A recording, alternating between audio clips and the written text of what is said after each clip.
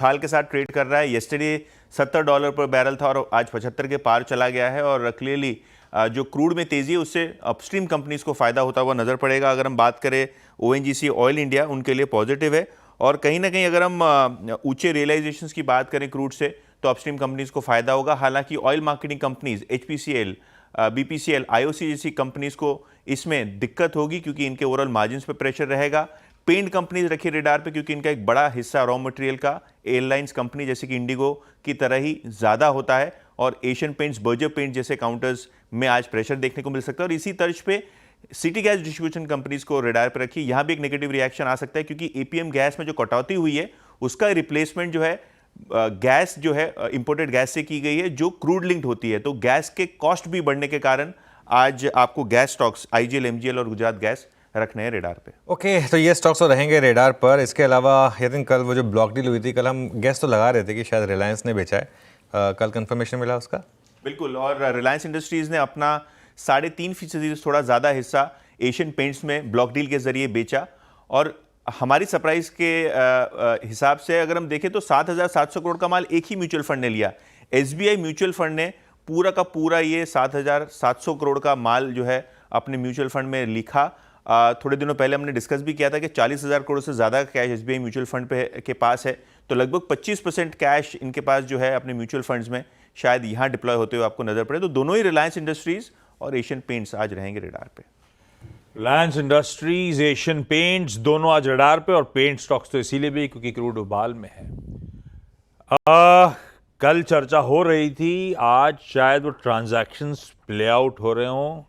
Jubilant group में सारी listed entities में प्रमोटर शायद माल छोड़ रहे हों। यतिन, क्या अपडेट्स हैं, क्या डिटेल्स हमारे पास?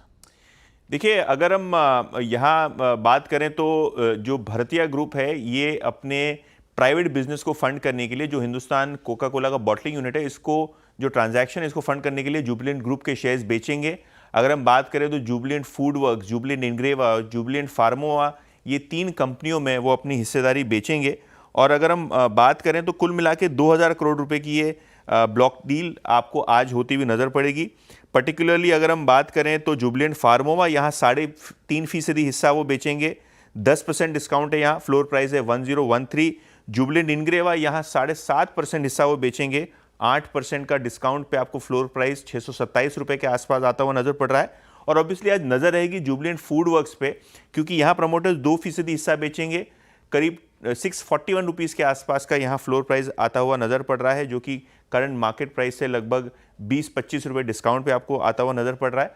और हमारे सूत्र बता रहे हैं कि मॉर्गन स्टैनली इस पूरे ट्रांजैक्शन का ब्रोकर है। जुबिलेंट फूड वर्क्स, जुबिलेंट फार्मोवा, जुबिलेंट इंग्रीविया, तीनों रेडार पे फंड कर रहे हैं हिंदुस्तान कोका कोला बेवरेजेस के लिए। तो वरुण बेवरेजेस को रेडार पे रखिएगा, वो स्टॉक वैसे ही सल्ग कर रहा है, अपने लोज के आसपास खड़ा हुआ है, कॉम्पिटिटर है। खैर, इन सब पे आऊंगा मैं लिस्टिंग के कंटिन्यूस सेशन में जब एक्शन पिकअप हो रहा होगा, जहां जहां हो रहा होगा उसकी चर्चा अपन कर रहे होंगे। लेकिन एक लास्ट ट्रेड और रह गया है, एक जीनस पावर में भी होना है। जीनस पावर में होगा और यहाँ GIC लगभग 6% हिस्सा बेचेगा। इनके पास करंटली 15% से ज़्यादा का हिस्सा है और उसमें से वो ग्रीन शो ऑप्शन के साथ लगभग 6% हिस्सा बेचेंगे। 360 रुपये का फ्लोर प्राइस है जो येस्टरडे के क्लोज प्राइस से लगभग 6.5% डिस्काउंट पे होता हुआ नजर पड़ेगा।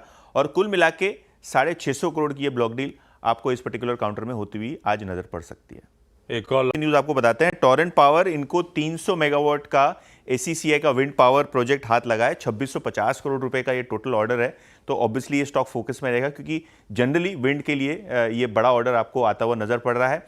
इसके अलावा आज सोना BLW ये भी फोकस में रहेगा क्योंकि इनके प्रमोटर और मैनेजिंग डायरेक्टर संजय कपूर का निधन हो गया है। उनको हार्ट अटैक के हिसाब से ये दिक्कत आई है और ये स्टॉक शायद आपको फोकस में होता हुआ नजर पड़े। और कैनरा बैंक का ये स्टॉक भी रखिए रेडार पे। टियर 1-2 बॉन्ड्स के हिसाब से वो लगभग 6,000 करोड़ से ज़्यादा अमाउंट जो है वो रेज करने वाले हैं। ओके।